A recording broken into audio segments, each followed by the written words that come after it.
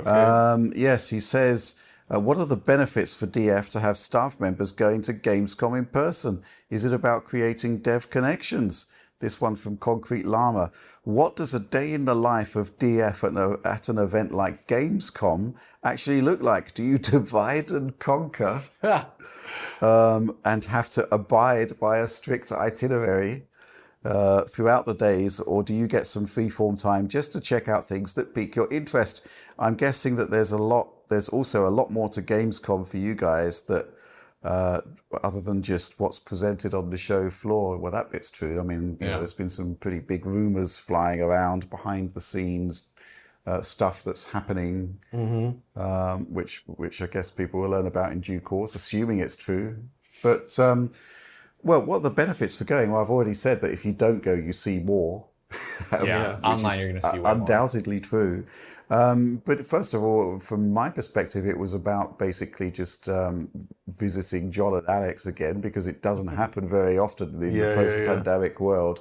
And basically also Audie's had a big bunch of rubbish that he'd sent to my house that I needed a shot of it, basically. CDI power brick, come on. And that's a classic. Yeah. What are you talking about? So, you know, I literally spent hundreds of pounds for that, to get a flight out here. Just to drop off the digital detritus. Absolutely, yeah. But it is about networking to a certain extent, and you know, seeing people and going hands-on with stuff, which is hugely valuable. Also asking questions, right? Because you know, this is something which I think the lack of E3 this year definitely showed. I mean, there's been some pretty good Phil Spencer interviews that have gone up on sites like Eurogamer, which, you know, really interesting stuff there. You know, these questions don't get asked unless you're actually physically at the events, right? Exactly. Yeah.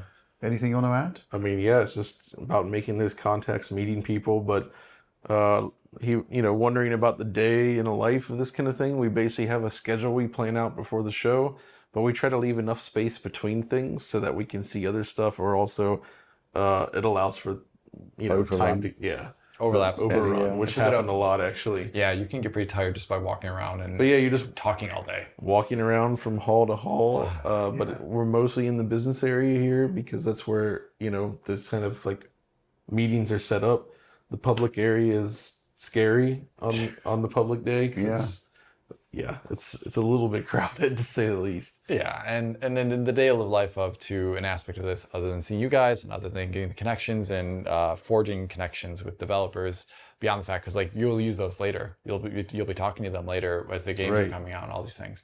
But you also have essentially the aspect where you get to see people that you otherwise wouldn't see, not just beyond you. Like people walk up to us and say, "Hey, DF, I've watched your videos. Let's talk about them." That was a revelation, wasn't it? Because previously we don't really get stopped at events, but we were stopped like literally every 5 or 10 minutes. Yeah, I mean, we used to get that. I was in the toilet and got approached, which is good. So can I take a picture? Yeah, but outside. Right? I was washing my hands at the time. By the way, it wasn't mid-flow. Thankfully. Yeah, thankfully. Can I get a picture? I mean, we've gotten stopped before, like back at E3 2019, the last one. Yeah, but this was on a different level, right? Which probably reflects the size of the channel. That's true. It was a different level, but like, you weren't always with me though. Like it was Audie and I wandering around. People stopped us like crazy, but this time was like, it was everywhere. It was awesome though. Yeah, it's really because nice. You know, normally we work totally remotely and we just see the social media stuff. So this was a nice change of pace. The flow of abuse, which it's nice to break that up a little bit. Exactly. Just in case we didn't see you and you were at Gamescom, I'm sorry, obviously, but we have like so many different obligations other than just walking around at times. So we can't be everywhere. Feel free to approach us if you see us at events. Yeah, right? always. I mean, it's all good. From a different perspective, on a flight back from my last holiday, my wife came back walking down the aisle, and she said, that guy from Star Wars you like, I think he's sitting over there. And I said, the guy from Star Wars, and I had to sort of work it out. I said, Patrick Stewart. She said, yeah. That was So, yeah, I basically reverse engineered the psychology that would produce that statement. And this was quite difficult for me because at the time we were sort of mid-season 3 Picard and all we'd had was like some promising episodes, then 2 series of complete dirge. And it was how can I look Patrick Stewart in the face? And after all that, After being so let down. But yeah, basically, I did actually do a scouting mission, but it wasn't Patrick Stewart. It was just some bald guy.